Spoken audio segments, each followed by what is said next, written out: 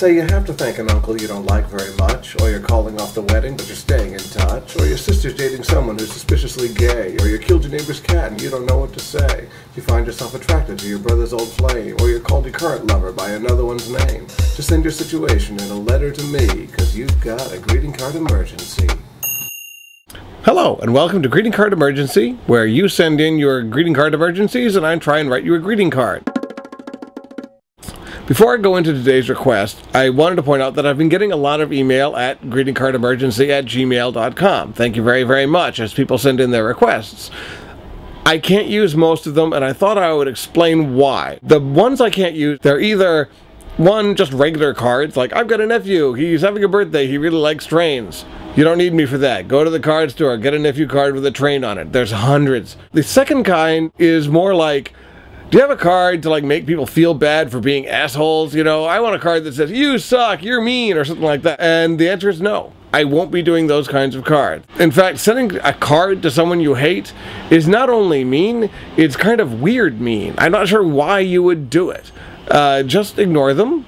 Or, you know, yell at them in person. The best cards, it seems to me, are the ones that are conventional cards, birthday, greetings, apology, that kind of thing, where there's an additional elephant in the room, something where you can't send the card without also addressing this thing that everyone is thinking. A good example of a good card is this request that came in to me today. Dear David, I need a wedding card to give to a woman who was once my fiancée. Any ideas? Matt B., Kansas City. That is a good idea for a card, and that is what we're going to be addressing today. One of the reasons I like this card is wedding cards are great. They're always happy, they're always optimistic, everyone is having a great time. Even birthdays, which should be generally happy, they always have this kind of tinge about them of, P.S. you're going to die. Weddings are not like that, and so wedding cards are the single most optimistic cards you can write, and I love this opportunity to do this. Now, to write a card for an ex-fiancé, you want to address the fact that you were engaged in some kind of subtle way without saying anything mean at all. You don't want to say you settled for second best, or once again your judgment is flawed. You don't want to go there. I'm going to assume that your parting was amicable. This is a good thing if you can pull it off. I did not, as you'll read about in my book, but if you can, that's great. So we want something that's just basically cheerful.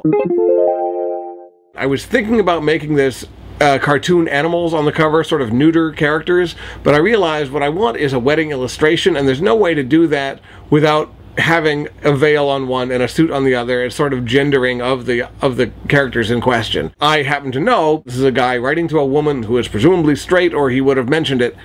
So I'm going to go with tradition on this one, but I just want to point out that I don't have to.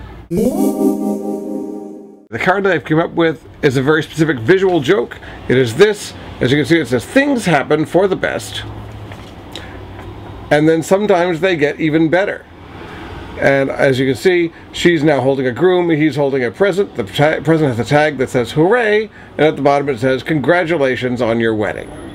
This is more low-tech than usual, and there's a reason for that. Matt, you did not give me your street address, and therefore I cannot mail it to you, and I don't want to do stuff through email. It's just too impersonal. So, everyone who's sending me stuff in the future, please remember, send me your street address along with your greeting card emergencies to greetingcardemergency@gmail.com. And that is it for this episode of Greeting Card Emergency.